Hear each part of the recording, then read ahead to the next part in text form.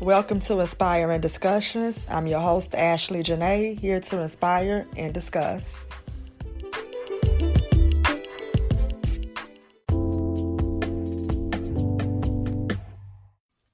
Now, before I get into it, I just want to clarify that I'm not telling everyone to walk away on any and everything or just up and quit their job because they had one bad day. That's not what I'm saying. I'm saying if the situation is very toxic and it's very unhealthy, then it's best to walk away on faith and find a better situation. So I just want to clarify that before I get started.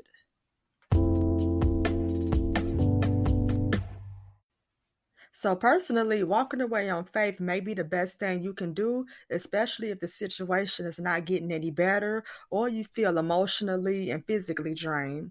It's definitely not worth allowing the situation to drain you physically or mentally when you can definitely find a better situation that best suits you. Because at the end of the day, you have one life and you don't get another life. So you have to do what's best for you so you can continue to live your life to the fullest because your physical and mental well-being is very important. So that's why you have to pay attention to how you feel. And if you feel like walking away from that situation it's the best thing to do, then do it. There's nothing wrong with it. You may decide to walk away from a job that's stressing you out, not giving you any recognition, trying to interfere with your personal life, or it's not paying you enough to make it for 2 weeks. Then walking away from it and making sure you have a new plan together is the best thing to do. Because I lately I've been watching a lot of YouTube videos about people walking away from their jobs to find a better situation or to either start their own business or with no plan at all. And I don't blame them. And it just goes to show you it's not the people, it could be the jobs at times. Because truth be told, these jobs like to overwork you and underpay you and expect for you to be okay the next day. That's why a lot of people are just burnt out and fed up with these jobs because some of them don't treat their employees fair. Then they want to try to keep you past your off time or want you to continue working at home after you already gave them 8 to 10 hours of your day, which is crazy to me. Then these shops wonder why people call off or quit because look at what you're doing to your employees. You're overworking them and underpaying them. And that's another thing that's wrong with some of these shops now. They're not paying their employees enough to live their lives. And they are only paying them to survive. So that's definitely explains why these jobs can't keep people for a long period of time and why so many people are just walking away from these jobs. Because truth be told, $7, $9, $10, $12, or $15 an hour is not gonna cut it. I'm sorry. With the inflation that's going on right now and an increase on the taxes, it's not gonna work. You can't possibly survive out there for 2 weeks, especially if you have a family to feed. So maybe if these jobs go up on their pay and treat their employees fair, then you wouldn't see too many now hiring signs all around, and these companies would be going on strike as well. Because I've been seeing on the news lately that these jobs have been going on strike due to pay and a safer work environment, which is sad because if these employees are coming to work on time and they're doing what they're supposed to do, then why not ensure that they get paid fairly and that the environment is safe for them to do their jobs? And another reason why people are walking away on faith from their job is because they are not receiving the recognition that they deserve. So let's say you come up with a bright idea that would benefit the company. So instead of your boss giving you the credit or recognition that you deserve, your boss or someone else may take all of the credit as if they came up with the idea. Then that's going to make you feel some type of way and make you want to resign by walking away on faith because you didn't receive the recognition that you deserve. So now that's going to make you feel like you don't benefit by working for the company. Also, you are working to make these companies rich, not yourself. So it's very important that you don't let these companies take advantage of you because they will, and know that you can. And know that you can make yourself rich by working for you, not working for these companies. So keep that in mind too. And another reason why people are walking away on faith and why it's okay to walk away is because these jobs are stressful, and stress is definitely not good for the body, and stress creates health problems as well. And I'm a strong believer in stress free because your mental and physical well-being is very important. That's why so many people are having nervous breakdowns and issues with anxiety because they are under a lot of unnecessary stress dealing with these jobs that don't care about you, that don't even care about you. Like for instance, if you quit or God forbid something happens to you, then the slash company will replace you. So that should tell you that you are replaceable. So if the job is changing who you are as a person, it's causing you to miss out on important family events, and you are unhappy and stressed out, and you are constantly having headaches, or you're probably getting chest pains, then it's time to walk away from the situation. But before you walk away, just make sure you have a plan or what you are going to do next. I wouldn't recommend anyone to just up and walk away without a plan because you never know what life may throw at you. Now you have some people that do it, and I understand everyone's situation is different. So maybe that person may be in a situation where they can just walk away without a plan and take a break from working. Or some people walk away and find a plan maybe a week or 2 weeks later. So it's best that to find that path that works out for you because I was definitely in a situation where I had to walk away on faith. I remember when I was working for this very well-known company that we see each and every day, and I thought that working for this company was going to be a perfect fit for me, but I was wrong with a capital W. So I was offered this job back in October of 2021, and I accepted it. And I remember the day that I accepted it, I had immediately put in my 2 weeks notice at my current job at the time that I was working at. So I remember going to the orientation and everything for this new job and meeting some of the supervisors there. And it seemed like everything was going to work out. So my first day starting with the company was crucial and disorganized. So that was a red flag there. So I remember waking up at 3 o'clock in the morning so I could catch the 4:30 a.m. train to make it to work because I wasn't too familiar with the parking around that area at the time. So I did what I had to do because I was under the impression that I was supposed to start my shift at 6 a.m. So when I got there, I had to wait a minute for someone to come downstairs and to get me because I didn't have my ID at the time to gain access to that area. So when someone finally came downstairs to get me, that's when they told me your shift doesn't start until 9 a.m. So I'm thinking to myself, are you serious? And that's when I told him I was told that my shift started at 6 a.m. And that's when he said the hours are wrong and I don't know why they would tell you that. So basically I woke up early for no reason. So I'm pissed off at this point because I woke up literally early for no reason when I could have got a few more hours of sleep. So anyway, I had to wait in the break area until my shift started. So when 9 o'clock a.m. came around, that's when I met with the supervisor at that location, and he told me that I would be training with an employee so I could get familiar with everything. So I ended up working with this lady who worked for the company for many years, and she was very nice and very welcoming, and I thank her for that. And she introduced me to everyone that she knew very well. She explained everything to me, and I did ask questions if I didn't understand something, and that was that. So I did learn a lot that day, and this was outside job. So she took me to different areas that she was assigned and how to gain access to the buildings to drop off important materials and packages. So I learned that. So I learned that, and I was trying my best not to fall asleep because I was very tired from that morning because I had been up since 3 o'clock in the morning. And everyone knows that training day is boring because you're really not doing nothing. Instead, you just observing and ask the questions. So after we completed all of our tasks, that's when she treated me to lunch, which was at Mariano's. And I remember being hungry as hell because I didn't eat nothing all day. And my trainer typically takes her lunch once her job is completed. So I had to wait until she was done with everything. So while we were having lunch, I remember talking to her about the position and asking her certain questions about it. And she just encouraged me that you're going to have your good days and your bad days on the job, but don't let the job get to you. So after we had lunch, that's when she decided to take me to another location so I could see the setup there. So at this point, I'm just ready to go home because I'm exhausted. I just ate and I'm ready to call it a day because I know I got to do it again the next day. So I felt myself getting irritated, but I was still cool because I know how to keep myself together professionally, when I'm feeling some type of way. So after she showed me that location, we went back to base and I had checked out with the supervisor to make sure they didn't need help or nothing else, and I was good to go. And I remember thanking her, and she said no worries. So the next day, I believed I worked with somebody else, and he had been with the company for years too.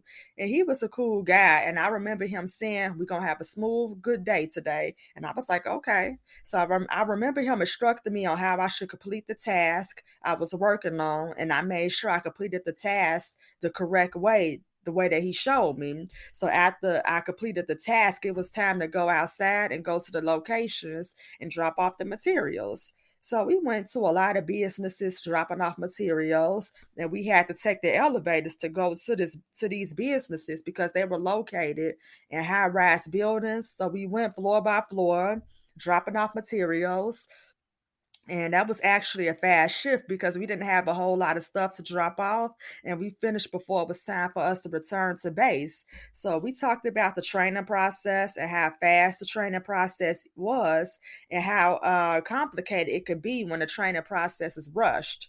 And that was one thing with this job I felt. I felt like they was training us real fast to get us out there, and then that wasn't right in my opinion. So anyway, we had went to lunch at Subway, and after that, we went back to base. And I believe that was the end of I believe that was the end of the shift.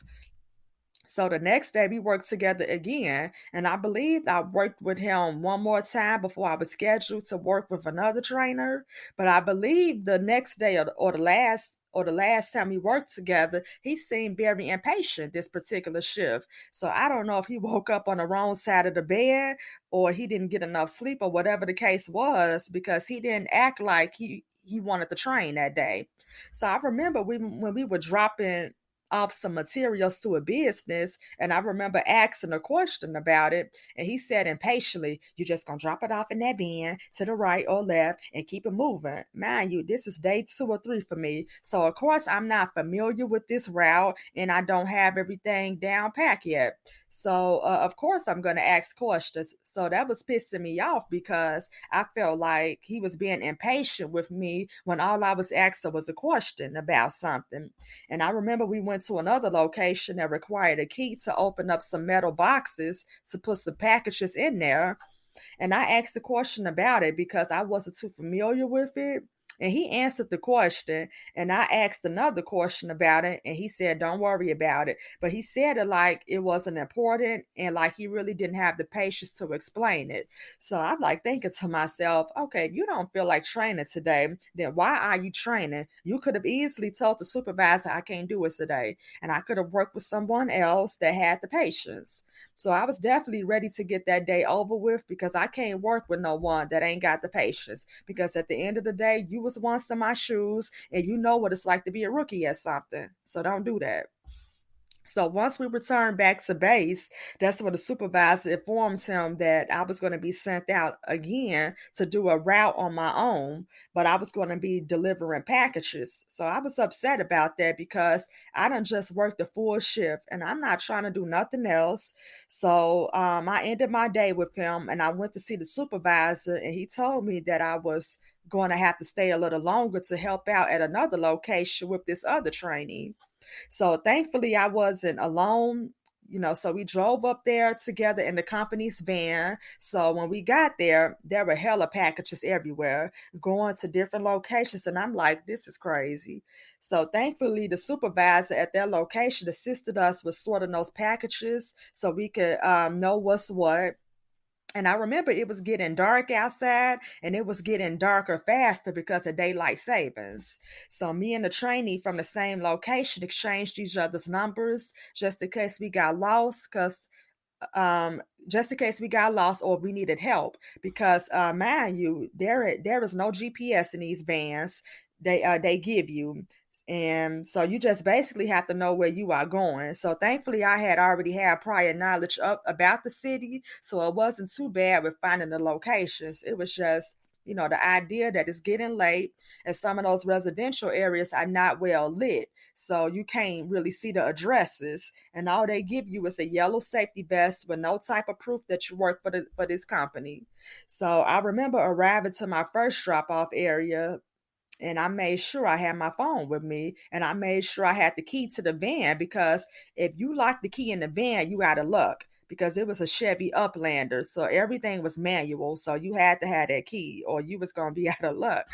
So I had to do some walk-ins to find these locations. So thankfully it was a busy area, but it was a lot of people still out there, and it was also in the way. So slowly but surely, I was knocking it out. So a few hours later, I got a call from one of the trainees, and she asked how was I looking, and I said I still got some packages to deliver, but I'm almost done. And she said I have a few more to deliver, and that she had stopped at McDonald's to get us something to eat. So we just kept each other posted, and it was starting to get very late. So that's when the supervisor called me and told me to return to base. So I did bring her back a few packages. And that's when my partner slash trainee returned back to base as well. And I remember being so exhausted and irritated. And me and the trainee was like, this is crazy. And I hope they don't do this again to us tomorrow. So, and I believe we did the same thing the next day. So it was kind of crazy. And I remember looking at the time and I was like, damn, I got to catch my train, because it was going to be the last train of the night, because I wasn't driving my car yet because I wasn't too familiar with the parking in the area. So I ended up missing my train. And I remember downloading the Lyft app. So thank God for Lyft, because I was just ready to go home. So thankfully, I was able to download it on my phone and I was able to get a ride home. So I remember walking in the wrong direction. So I called the driver because I didn't want to miss the ride, because it was like 11 o'clock at night. And then I knew I had to be to work the next day. So thankfully, it was a lady that picked me up, and I had explained to her exactly where I was at, as she explained to me where she was at. So we met up, and I was so thankful to God that I got that ride, because Lord knows I would have been out of luck if I missed that ride. So still to this day, I appreciate her and that Nissan Altima, because I was just trying to get home and prepare for tomorrow. So I decided to start driving to work, because I had became familiar with the parking that was there, so in that area, thanks to my coworkers. And I didn't want to risk missing my train. So the next day I ended up training with another trainer that was really cool, and he was very patient and knowledgeable, and he was there for many years. So I trained with him for about a week, and then my last trainer I worked with was she was really cool. She was very helpful and knowledgeable, but you could tell that the job had took a toll on her, because we were loading the van with packages and materials, and she was smoking a cigarette. And mind you, we didn't even start delivering anything. And she said, before I started this shop, I wasn't a smoker, but this job is so stressful, it done turned me into a smoker, but it calms my nerves though. So I'm like, okay, wow. So I was thinking to myself, that's crazy how a job can make you develop a habit. So that was definitely a red flag. So I trained with her for probably probably 2 or 3 days, 3 more days. And after that, my experience there was starting to become exhausting, frustrating, disorganized, and miserable. I was working 7 to 10 days straight and only getting one off day. Like one off day is enough after I worked for 7 to 10 days straight. So they weren't giving nobody two off days. It was just that one off day and that's it. And you can't get nothing done with only just one off day. And then I was working longer hours. So I was working like 12 to 14 hours a day, just about every day. And the communication there was horrible. They will literally have me drive to the place and tell me when I get there I have to go somewhere else. And I'm thinking to myself, you have my number, so why didn't you tell me? So why didn't you tell me that? So I wouldn't just come out here wasting gas. and when I could have already been at that location. So what really did it for me, and when I decided to walk away on faith, was when my supervisor told me I would be working at another location for a while, just for the holidays, because at this time, Thanksgiving was approaching and Christmas is right around the corner. So the area of this location was in a very unsafe neighborhood, which was upsetting to me because I already knew that they was gonna because I already knew they was gonna have me work late in that area, which was wrong. So I went to the location, I met up with the supervisor at that location. She seemed cool. So I remember getting the key to the van, and I believe I had to get another van because it had a lot of damage and the inside of the van was very dirty, like someone was living up in there. So I got another van, and I had to get some gas because it was a notch away from being no E. So the supervisor had to go with me just to get some gas. Yeah, it was crazy. So and then she had to go with me because she didn't know which gas card to use. So it took us almost about an hour just to get some gas, which is beyond crazy to me, and which was a waste of time. So when the van should have already had gas in it. Then I had to travel 25 to 30 minutes to another location to get the packages. So I'm already exhausted. And because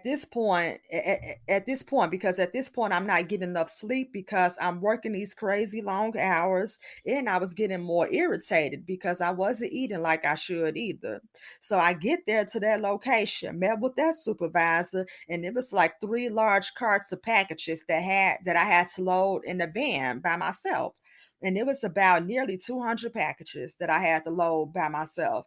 And I had to go back to the same area where I picked up the van to deliver the packages. So now that's another 20 to 30 minutes I have to that's wasted by going back and forth. And I was already exhausted from driving and loading, and I didn't get a chance to eat nothing that morning, so I didn't really have an ounce of energy left. So I decided to drop off some packages and give myself something to eat because I knew I couldn't do nothing without food. So I believed I had delivered most of the packages. And the sad news is when I returned to base, they tried to send me back out again to deliver more packages. Now, mind you, this area that I'm in is very unsafe, especially at nighttime. So they were about to have me risk my safety for some packages that could have been delivered the next day. So thankfully another supervisor said those packages can wait until the next day. So I dodged the bullet that night. So then a few days later, enough was enough. This was the day I reached my breaking point and I walked away on faith. So I remember I started at 6 o'clock a.m. that morning. So at this point, I had worked 13 days straight. I was sleep deprived and my ankle was bothering me from stepping in and out of the vans delivering packages. And I was dangerously irritated at this point. And when I mean dangerously irritated, I was like, it was that bad that if someone said the wrong thing to me, I was gonna snap because I wasn't myself at this point. The job is starting to affect me physically and mentally. So again, I had to drive 20 to 25 minutes away to pick up the packages and drive back to the same area where I picked up the van. So when I picked up those packages, I met with the supervisor again, and he was like, "Yeah, Ashley, I got a lot of packages for you today." And I'm thinking to myself, I really don't give a fuck at this point. I really don't. And when I did locate the packages, it was about five big tall carts of packages. So it was probably at least 300 packages, at least.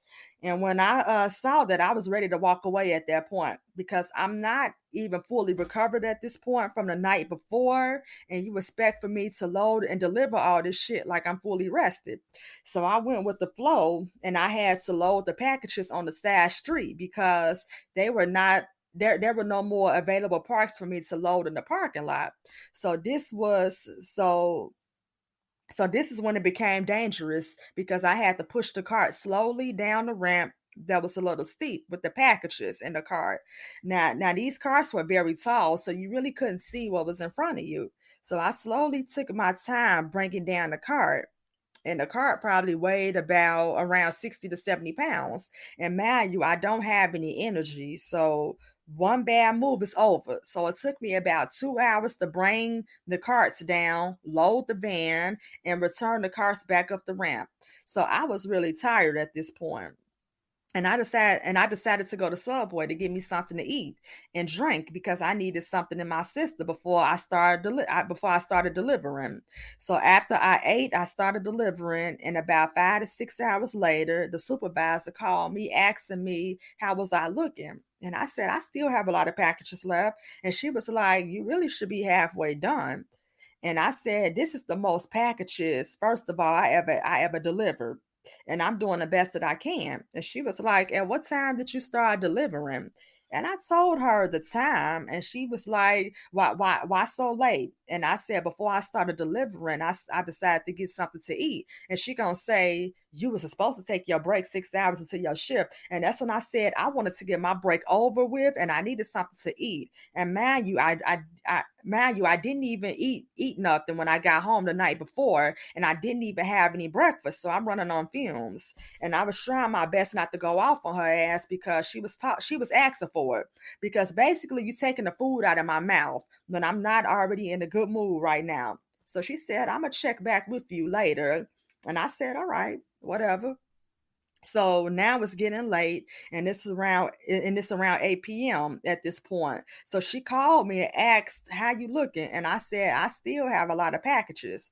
Then she said, I'ma just send someone over to help you. And do you know that my help never came? Nobody came to help me out. So now it's 10 p.m. and that's when my mom called me and asked, was you about to get off soon? And I said, nope, they still want me to deliver these packages.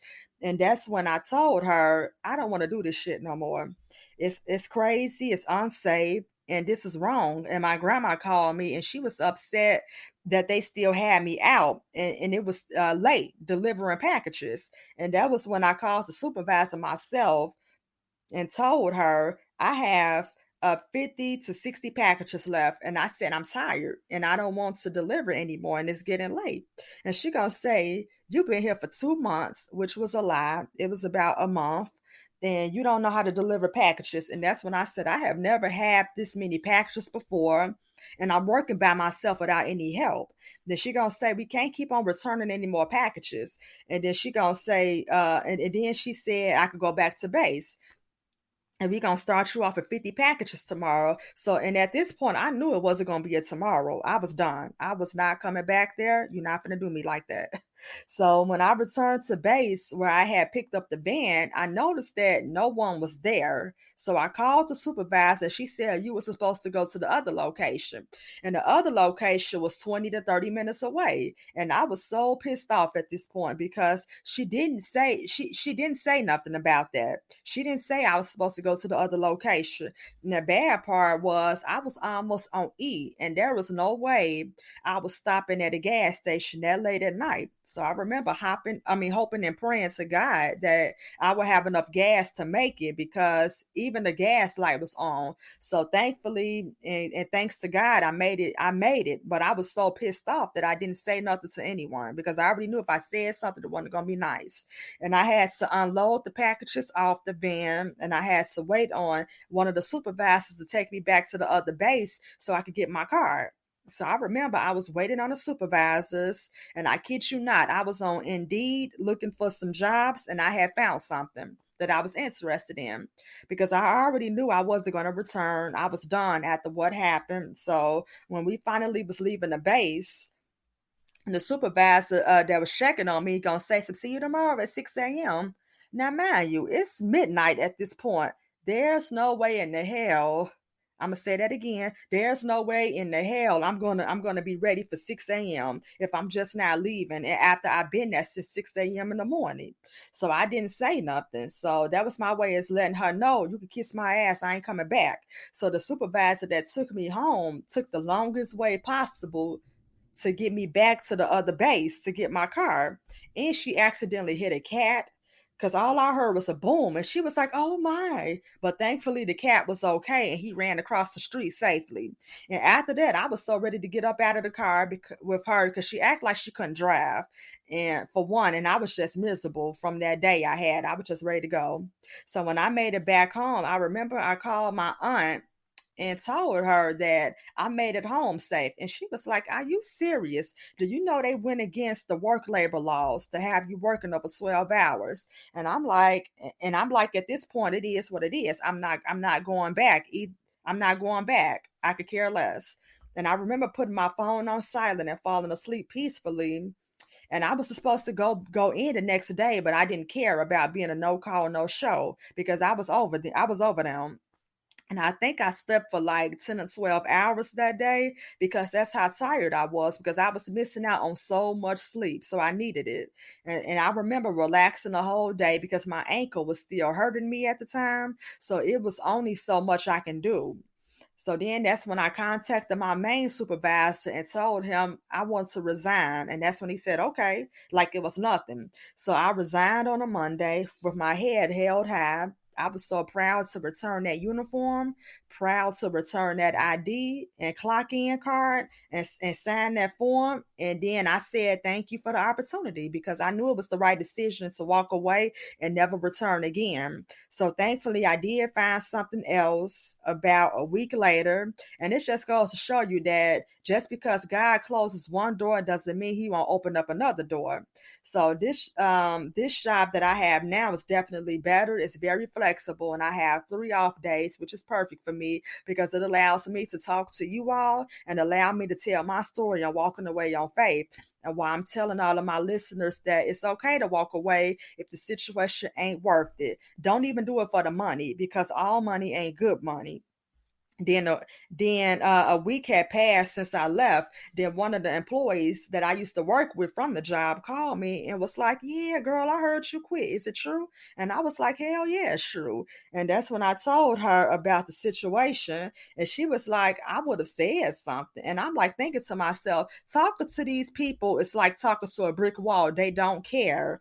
And they're not gonna do nothing. I just told her it is what it is. I found something better. God got me, and that was it. Never spoke to her again after that, and that's been about a year and a half ago. And I think I saw her one time. I was about to get off of work and I saw her still working. And I said to myself, now look at me, I'm finna get off. And look at you still out here working and finna waste your day with them. And I just remember laughing because I was free. And when I walked away and gave myself time to rest, my ankle instantly felt better. And I felt like myself again. And I was happy once again. So this is really why I wanted to do this episode because you have a lot of people out here miserable dealing with these jobs or situations that don't care about you when you can find better. And that's why it's so important to find your purpose in life and allow God to lead you to your purpose too. And then that's why it's so important to find your passion. Find out what truly makes you happy and find out what you really want to do. And then also just do research on ways on how to profit from it because life is too short to be wasting it dealing with a job that's not benefiting you in your future. It's okay to walk away on faith to start your own business or to pursue your dream career. It's okay to walk away to start a better job that's going to benefit you and your family in your future. And it's definitely okay to walk away on faith, to give yourself time to figure out what do you really want, what makes you happy, and what can I do for the rest of my life and be proud of it. Because always remember, don't cheat yourself out of true happiness and make sure you walk away on faith with a purpose. Because if I can do it, you can do it. So that's going to do it for Aspiring Discussions, episode 4, Walking Away on Faith. I hope I was able to inspire all of the listeners today, and I hope everyone finds their purpose in life and stick with it and know that you can walk away and find better. And episode 5 will be coming out soon, so please tune in. And if anyone is interested, I have some merchandise on my website, so please feel free to browse around, and I will leave the link in the description box. I would gladly appreciate any comments on reviews on today's episode. And please subscribe to get notifications on new episodes. And also check out my second podcast, which is Wrestling Discussions, where I discuss WWE topics. And you can follow me on Instagram at BlueShades1993, Twitter at AshleyJanae93, and on Facebook by searching Ashley Janae. Again, thank you all so much for tuning in. I'm your host, Ashley Janae. Stay safe and God bless you all.